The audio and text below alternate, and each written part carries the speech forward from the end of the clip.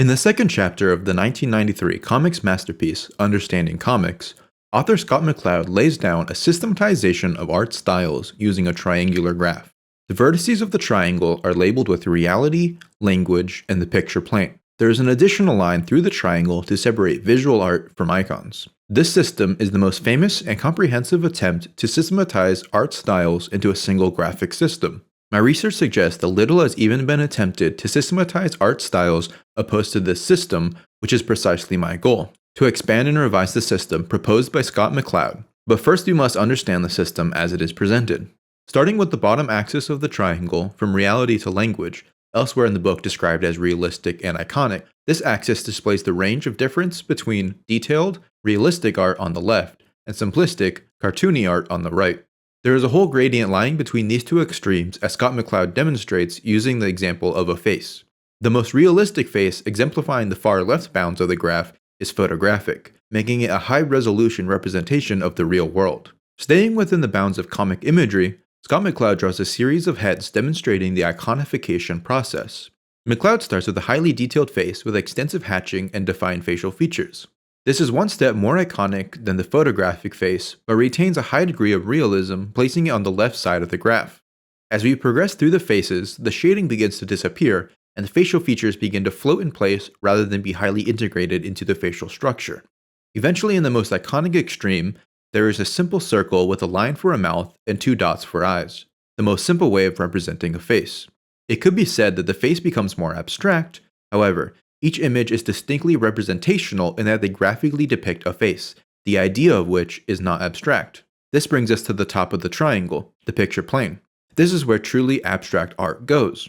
At the extreme of the picture plane is art that does not attempt to depict anything in the real world, whether stylized or not. In McCloud's example, a face's lines change not to simplify the face, but to change its textural quality. A face becomes erratic and morphs into lines and shapes that eventually cease to represent a face at all. With the three vertices understood, we can map out art within the boundaries of the triangle to give us a full view of the varieties of artistic expression. But there is one more feature of the art triangle to discuss. In the full depiction of the triangle, there is a dotted line running from the top, picture plane, to roughly the bottom right of the triangle. This line is meant to distinguish visual art from true icons like language. Language gets its own section because it is by nature non-representational, yet it delivers information about the world that is representational. In our facial example, beyond the dotted line lies the simple word face. Because the word face does not represent any particular face, it is a universal that depicts the pure form of a face. Words are not only iconic in that they are pure, simple information, but they are also symbolic in that they are non-representational symbols standing for something else. When reading the word face, not any particular face is conjured in the mind, but only an iconic idea of the face stripped of its particularity. McCloud makes a distinction here between received information and perceived information. Visual art is received information because the message of a picture is instantaneously received by the mind without extra effort. This is unlike language, which is perceived in that the information held by writing is encoded within a symbol system that has to be decoded by the observer with specialized knowledge of what the system means. There is also the factor that language can be depicted in different ways. Not all language, especially within the medium of comics, is represented in plain text. Text can be stylized in a variety of ways. In comics, text is sometimes contorted to better express the message of the text, such as in onomatopoeias, which get special treatment in comics. Logos and graphic design also depict text in stylized ways to convey information beyond mere symbolic encoding. This is why the language partition of the comic triangle ranges to the abstract picture plane to encompass the range of logographic stylization. While the triangular graph proposed by McCloud may be sufficient for understanding comics, I would like to expand upon it to better encompass the full range of artistic expressions. The primary problem with the existing graph can be understood with the help of a single image as an example. Beat the Whites with the Red Wedge is an example of an art piece that does not properly fit anywhere on the existing system. Beat the Whites with the Red Wedge was made in 1919 by L. Lissitzky and is a part of the Constructivism art movement in Russia. Constructivism is a modernist movement that borders the line between art and graphic design and is focused on geometric abstraction that reflects industrial society. The piece features a separation between black and white with a prominent red triangle breaking through from the white side to the black. There is also text proclaiming to beat the whites with the red wedge. let's compare this art piece to the 1916 piece Suprematism by Kazimir Malevich, titled after the movement it was a part of. The Suprematism movement was similarly focused on simple geometry and pure forms, but these two pieces are distinctly different in one key aspect. Unlike Suprematism, Beat the Whites is not only abstract, but symbolic as well. In McCloud's system, both of these pieces would be placed at the top vertex, the picture plane, missing the important difference between the two. Suprematism deserves to be on the picture plane vertex because it is truly abstract. The shapes depicted do not represent anything and are intended to be appreciated for their pure compositional value. This is unlike Beat the Whites, which uses shape for their symbolic value. While Suprematism is about nothing, Beat the Whites is a propaganda piece about the Russian Civil War. Here the red triangle is not just a triangle, it is a symbol of the Red Army, and the white circle is not just a circle, but it is a symbol of the white counter-revolutionary army being defeated. Additionally, unlike Suprematism, Beat the Whites features text, which is symbolic, not abstract, as part of the composition. Because of this, Beat the Whites is in fact representational even though it is not realistic. This is why it does not fit anywhere on the existing graph. It can now be seen that the two pieces appear at first glance to be the same, but are actually polar opposites of each other, one being abstract and the other being symbolic. With this discussion out of the way, it is now clear how to go about improving the art graph. First, we have to remove the dotted line from the graph. The separation of visual art from iconic symbols is clumsy and causes the graph to have an artificial separation rather than a complete whole. With our improvements, we won't need the separation. Next, we will move the picture plane to the bottom to make room for a new vertex, and we will rename it to abstract, which will better convey what it signals. I will rename the right corner to iconic rather than language to better represent the simplified art style that fits there and to remove the artificial separation of art and language. The graph should work for any image regardless of whether or not it involves text. I also will rename reality to formal for reasons that will become clear later. Finally, we will add the new vertex to the top of the triangle, making it a diamond. The new vertex is labeled symbolic. The symbolic dimension replaces the dotted line and better integrates into the whole of the system. We can now place and separate the pieces, Beat the Whites with the red wedge, and Suprematism in their proper places. Beat the Whites in the symbolic, and Suprematism in the abstract. We can also repopulate the graph with the faces example to see how language is now integrated into the system. From the bottom, the abstract shapes develop representational form as they reach the formal vertex. The formal faces become simplified as they reach the iconic, and the face transitions into symbolic language as it reaches the top. It is important here to understand the difference between icons and symbols. An icon is a graphic representation of something, while a symbol is not. A symbol does represent something, but it does not depict the thing it represents. It instead is encoded with meaning that has to be interpreted through a pre-existing understanding of the symbol system used. Take, for example, the male gender symbol. This is clearly a symbol and not an icon because it does not graphically depict anything in particular and instead conveys a message through encoded meaning. A person who does not already have the knowledge of what this symbol represents would not be able to understand this symbol, and it would simply be a meaningless mark. This is opposed to the male gender icon of the simplified male figure seen in bathrooms, which does graphically depict what its message is.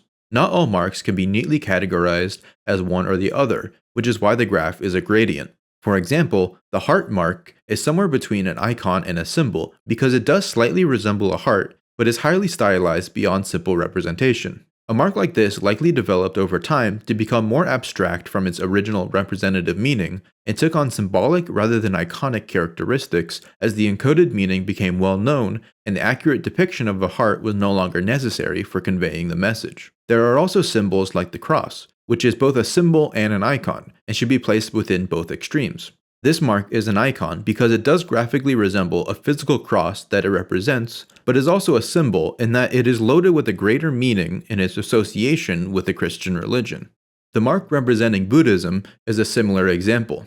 This mark is an icon in that it graphically depicts a wheel, but is also a symbol because it represents the Dharma and has 8 spokes to represent the Eightfold Path.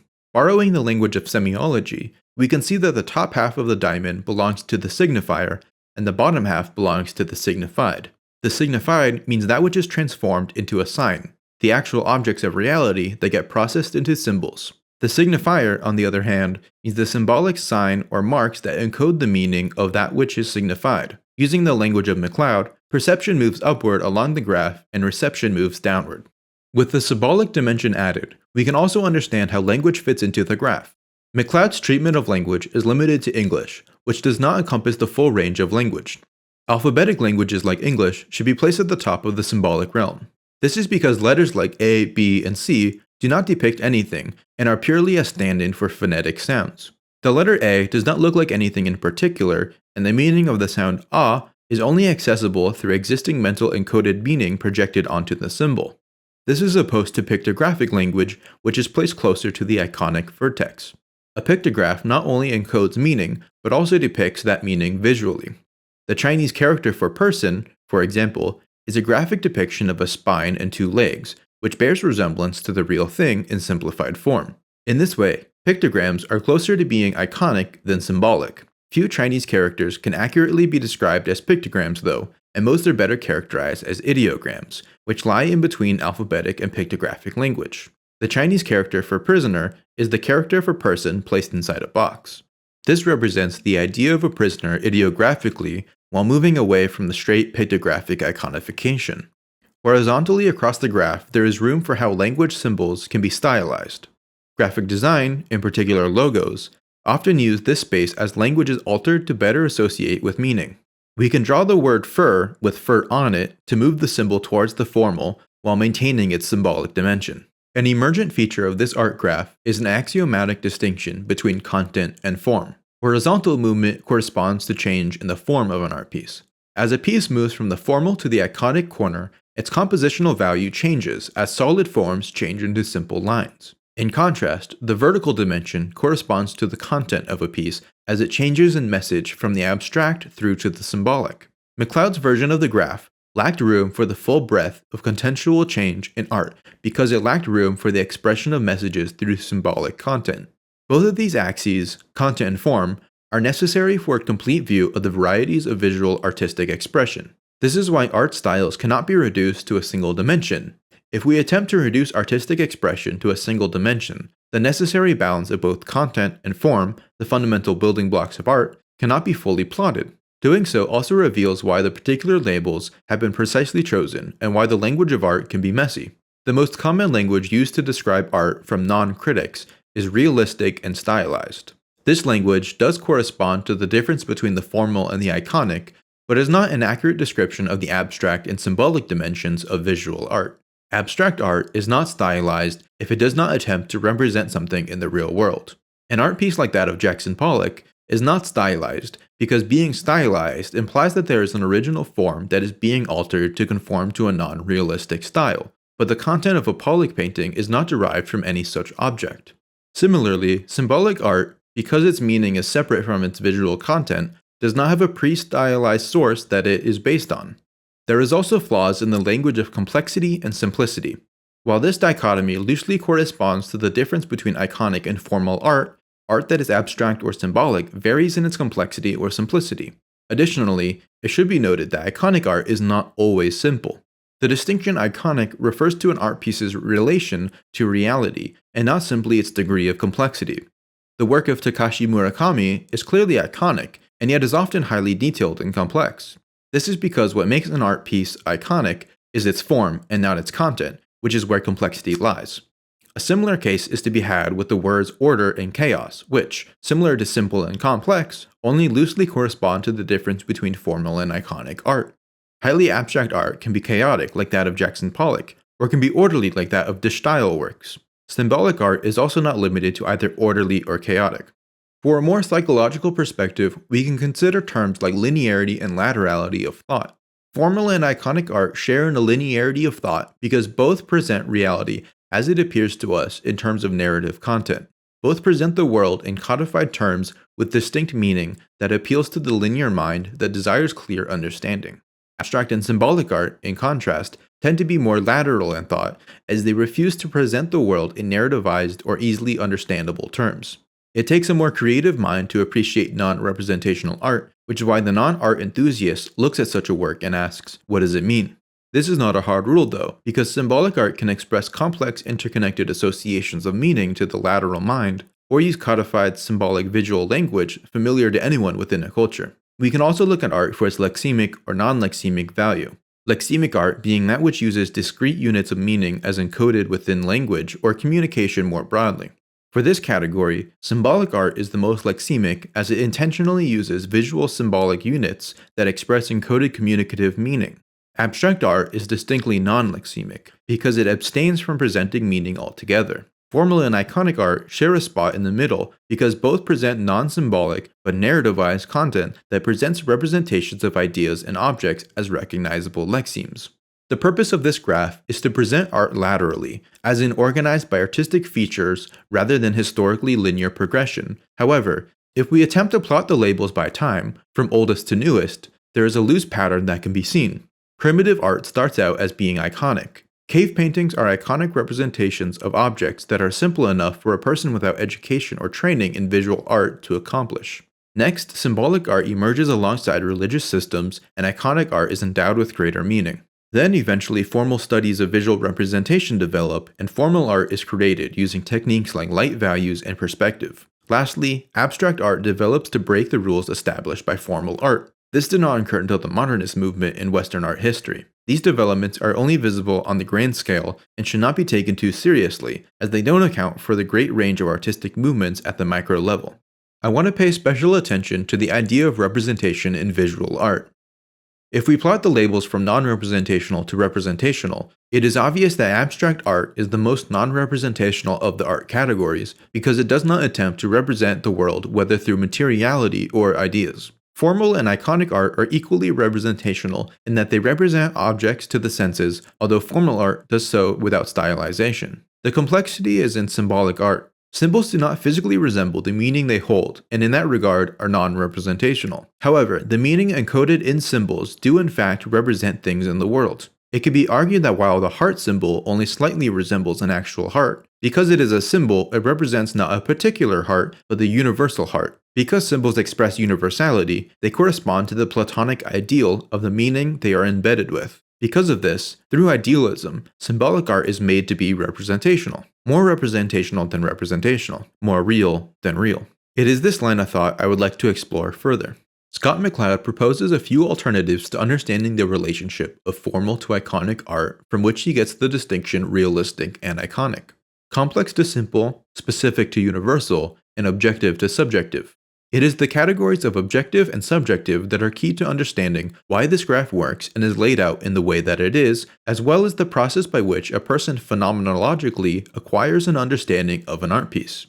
In common language, objective and subjective pertain to relative truth values of propositions. People speak of objective truth and objective values as something existing outside the mind as opposed to that which is subjective. This is not how I understand the terms. Instead, I use the terms object and subject for their phenomenological value. Objective simply means pertaining to objects, and subjective simply means pertaining to subjects. This usage is more neutral and helps for understanding the content of visual art. And besides, to understand art objectively, in the traditional sense of the word, is a fool's errand. Visual art depicts objects, but these objects are not present to the viewer independent of subjective perception. From a Heideggerian perspective, human agents are not transparent vessels through which objects present themselves in an unmediated fashion. Instead, humans are beings in the world, and the phenomena we receive from the world is always mediated through the relationship of the being, a person, to the world around it. A human is simultaneously an object in its bodily form and a subject with an immaterial mind. This is the condition of man, and it is through this condition that perception is mediated. For example, if we see a hammer, our faculties automatically process that sensory data into an object with meaning, a meaning that extends the human form to perceive the hammer not as sensory data in itself, but as media that is ready to hand. It is actually more difficult to view the hammer as an object in itself than it is to view it as a tool ready for use. The object as itself, unmediated by our intuitions that codify it for understanding, is the facticity of the object. Jean-Paul Sartre considers the facticity to be nauseating, as it presents the world in its absurd, disinterested state. It is from this understanding of the way in which sensory data is processed into objective understanding that we realize a fundamental principle of art. All art is fundamentally abstract. We saw in the comparison of Beat the Whites with the Red Wedge and Suprematism that the former was symbolic and the latter abstract. However, what makes Beat the Whites symbolic is not the surface content of the piece, but rather the mental processing of the image that extracts symbolic meaning out of it. Without the necessary context, Beat the Whites is purely abstract. If we did not know the red wedge was a corollary to the Red Army, if we did not know the white was a corollary to the White Army, and if we did not know that the marks on the page were language, the piece would be just as abstract as Suprematism. The same mental processing is true of realistic art. Even the Mona Lisa would mean nothing without a human agent to subjectively perceive the piece and process its sensory information into objects of representation. Without subjectivity, an art piece is strictly abstract marks on a canvas. It is subjectivity that processes such marks into objects of understanding. It is only truly abstract art in which this mental processing does not occur. Abstract art is difficult to appreciate for non-art enthusiasts because it actively blocks the innate need to objectify the world and make sense of it. Abstract art forces the viewer to abandon their sense-making faculties and appreciate the value of pure mark-making independent of objects. This is why abstract art did not become popular in the West until the modern period, in which it not only started, but rapidly expanded and flourished. Abstract art teaches us that what makes art beautiful is not beautiful objects, but instead the fundamentals of image making: color, shape, harmony, balance, etc. We can label the bottom portion of the graph as subject, because it is through our initial subjective perception that all art must be processed. Moving upward on the graph reveals how our mental processing develops. The next step in the mental process of acquisition is formal reality. This is the stage at which the fundamentally abstract content of visual art is processed into something resembling our world. At this stage, art is comprised of objects. Objects cannot be understood in themselves because they have to transition through the abstract stage of perception. For this reason, the formal portion of the graph represents not just objects, but objectified subjectivity. For marks on the page to become objects, they must be objectified by the mind based on the initial subjective content. This is why the vertex is labeled formal instead of realistic. Reality is a loose concept, as symbolic art can be considered more real than mere representation. What makes art in this category realistic is its formal elements, namely light value. Value from darkness to lightness is what allows the mind to perceive objects as three-dimensional and therefore not abstract. And it is value that separates formal art from iconic art, which is equally representational. It should also be noted that the formal element of light and shadow is not known a priori. It can only be acquired by the mind through empirical observation of the material world. If someone were to see formal art somehow without having experienced the physical world, even the use of light and shadow would be abstract. Reality is always supplied by the mind, and for this reason, formal art is not objective in the traditional sense, but is objectified subjectivity. The next step in the process of acquisition after abstract and formal is iconic. Iconic art can only be understood as coming after formal art because it is reality that has to be altered or stylized to create iconic art. In the transition from formal to iconic art, the formal elements of light and shadow are reduced to emphasize shape and line. This is a subjectification process. Instead of presenting objects of the senses to us, iconic art utilizes subjectivity to make objects sensible to our understanding without realism. Iconic art is no less representational than formal art in that it presents marks that have to be mentally processed into objects with meaning. Iconic art can be understood as subjectified, objectified subjectivity. Lastly, there is symbolic art, which finalizes the acquisition process. We've seen how symbols are derived from icons, but are endowed with greater meaning only accessible through pre-existing human understanding. The process that turns icons into symbols parallels that process that turns abstract art into formal art. This is an objectification process. The meaning this process adds to the iconic art is lexemic in nature.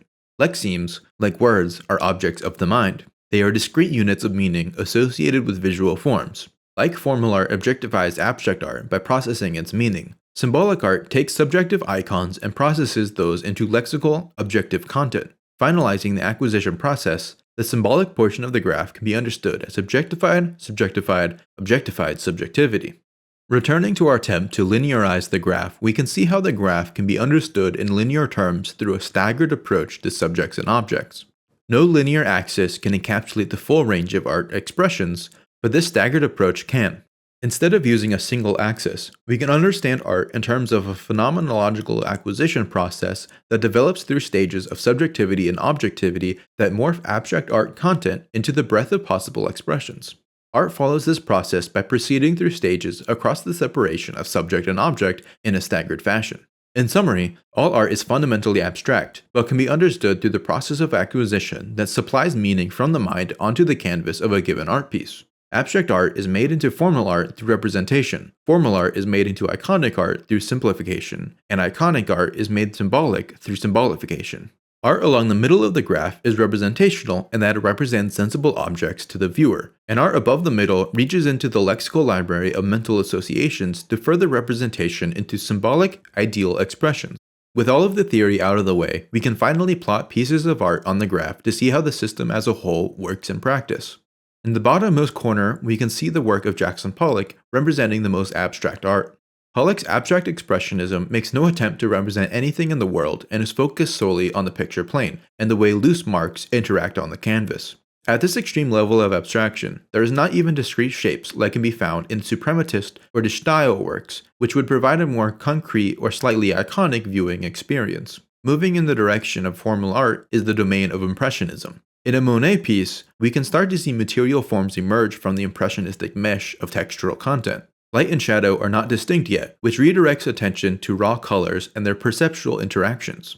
In the leftmost extreme of formal art, we see The Gleaners by Millet.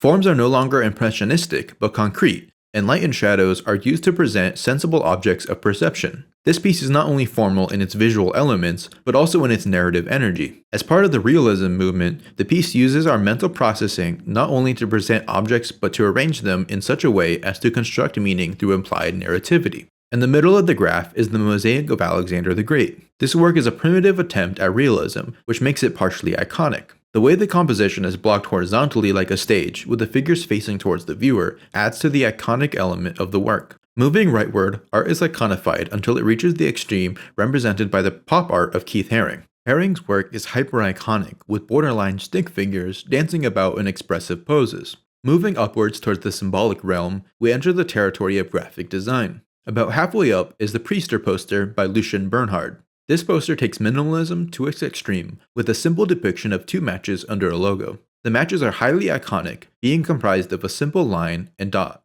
Those iconic matches are symbolified through their association with the lexemic text. The matches aren't just matches, they are Priester matches. Lastly, at the top of the graph is the already discussed Beat the Whites with the Red Wedge, which is highly symbolic in its use of red and white to symbolize the red and white armies along with its use of text. To further explore the graph, we can collapse the top and bottom vertices to see what relations they reveal. This arrangement is similar to the one proposed by Scott McCloud, where the top vertex represents the picture plane, or art that is abstract independent of perception, the bottom being non-abstract and non-symbolic. We can see that McCloud's system does work for the most part, but lacks a way to differentiate abstraction of a symbolic nature. Alternatively, collapsing the horizontal vertices reveals a different relation. In this arrangement, the left vertex, which collapses formal and iconic art together, signals representation, and the opposing side is non-formal and non-iconic. This system is not as distinct as the previous one because the clear visual differentiation between realistic and cartoony art makes for an indistinct separation of artistic styles. Collapsing the graph in these ways helps to visualize the organic relationships between the different types of art and the ways in which they conform to the labels. Art styles are multifaceted and indiscrete, so no single graph can capture the definitive arrangement of art styles, but I hope with this graph to present the most logical arrangement available. Doing this also points to how the graph could be refined and expanded. This state of the graph is intended to solve the problem of the dotted line in Scott McCloud's system with the addition of the symbolic dimension and to rename the existing labels for better theoretical conformity. But now that this is accomplished, the graph can be expanded. The labels we have discussed are now the middle ground axes from which a new square graph can be erected, covering a greater variation of artistic styles within the extremes of the graph. An expanded graph will feature a range of abstract, formal, iconic, and symbolic styles. One alternative graph I found from doing research is proposed by an ArtStation user named Patrick Kercher, who proposes a square-shaped graph, also based upon the work of Scott McCloud. The bottom corners and top middle of the graph conform to the triangular graph of McCloud, with additional space in the top corners allotted to psychological on the left and hyper-surrealistic on the right. This graph highlights a problem with the original, which is the lack of a proper space for surrealistic art. Surrealistic art is often relatively formal in terms of its use of value and form, but has a greater psychological dimension that is not present in the straightforward narrativity of strictly formal artwork. Kercher's graph, however, does not work because it uses surreal and psychological art as a variety of abstract art. These styles are abstract in terms of their mental, psychological content, but are not abstract in form, which is why they would better be classified under the symbolic dimension, which is lacking from this graph. Nonetheless, we can use this as inspiration for expanding our graph. If we expand out each point on the diamond to create a square graph, we get a new set of labels in the square's corners. In the bottom left corner, there is the subreal dimension. In the top left corner, there is the hyperreal dimension. In the top right corner, there is the metareal dimension. And in the bottom right corner, there is the ideal dimension. To explore the implications of these labels, we can populate the graph again and observe the way art pieces synchronize with this layout. In the bottom left region, we can explore the subreal art. This is highly abstract art moving in the direction of formality. This art, unlike purely abstract art in the bottom middle, utilizes formal elements but does so in a way that does not yield narrativized results. This is the realm of facticity, art that confronts the viewer with reality without a means of understanding that reality. This art is formal without representation, reality without sense or narrative. The most extreme examples are the Useless Machines of Bruno Munari. This work features abstract shapes dangling from above, interacting to form abstract compositions. The work represents nothing, which makes it useless, but as a three-dimensional physical piece, it conforms to the laws of material reality. A bit higher up, we see the Balloon Dog of Jeffrey Koons. This work moves in the direction of formality because it visually represents a balloon dog, but the point of this work is not to narrativize the dog, but rather to accentuate the raw, abstract physicality of the material and grand scale. The beauty of the piece comes from the interplay of form from the reflective surface. Across to the right is the ideal region, which features work like that of Barnett Newman or Mark Rothko. This region is highly abstract and iconic. The art pieces here are non-representational and highly abstract, but unlike the chaotic and loose splatter paint of Pollock, they conform to shapes and patterns, making them iconic. Work in this region utilizes shape and line to create balance and harmony that forces viewers to appreciate pure compositionality for its own sake. As those shapes and lines start to represent things and take on narrativity, they move upward towards the middle region of iconic. Moving to the top left is the region of hyperreal art. Whereas subreal art is less real than real, and formal art reflects the real, hyperreal is more real than real. This is art that is photorealistic beyond our common perception of the world.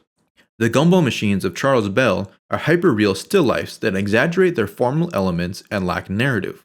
The gumballs aren't just gumballs, they are reified gumballs that are symbols of themselves. In contrast with the subreal art, which confronts the viewer with physicality that refuses to be understood, the hyperreal art is impossible not to be understood because of how it utilizes symbolism beyond narrative.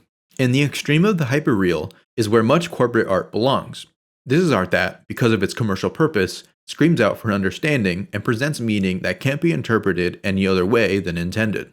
Lastly, in the top right corner is metareal art, which is both symbolic and iconic. This is art that is iconic in form, but instead of presenting representations, uses the interplay of elements to construct mental, symbolic associations that prompt interpretation. The extremes of this region is the territory of collage, like The Art Critic by Raoul Hausmann. This piece uses disparate symbolic elements to generate a web of associations that are not narrativized like purely iconic art, but are symbolically bathed in narrativity that has to be unlocked by the viewer's interpretation.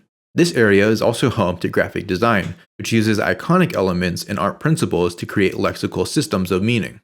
Looking at the interplay of art in the graph as a whole, we can see the organic emergence of stylistic regions within the graph.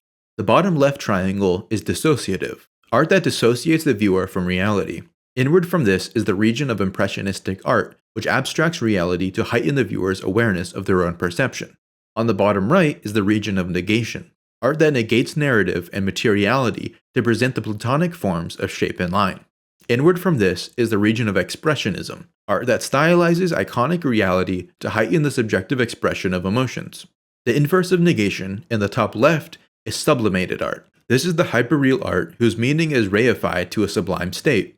Inward from this is the region of conception. This is the home of surrealism, where a presentation is still relatively formal, but the narrative is symbolified into surreal elements. The opposite of dissociative art is the top right region of associative art. This is the region of collage and montage, where disparate elements come together to create mental associations and meaning. And lastly, inward from that is the thematic region. This is artwork that thematically presents symbolic meaning in an iconic fashion. No art style graph can be perfect, as there are too many facets to visual art to fully capture in 2 dimensions, but this is the most complete attempt to do so yet. The system is rooted in Scott McCloud's work, fixes its problems, and expands upon it based on the mental process by which art is acquired by the viewer. All art is fundamentally abstract, and this graph systematizes the subjective and objective means by which marks on a picture plane transform into the full range of varieties of art. Abstract, formal, iconic, and symbolic axes generate the polar relations of our expressions in changes of form and content.